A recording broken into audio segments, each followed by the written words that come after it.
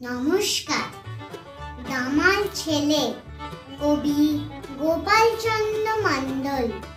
কামাল করেছে দামাল ছেলে, ব্রিটিশের মনে ত্রাস পণ করেছিল করতে স্বাধীন, করবে তাদের নাশ।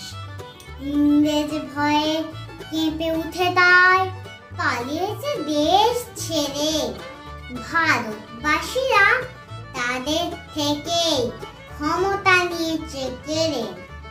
ভারতের মাটি দুর্জয় ঘাঁটি বুঝিয়ে দিয়েছ তুমি, তোমার জন্য স্বাধীন হয়েছে আজকে ভারত ভূমি।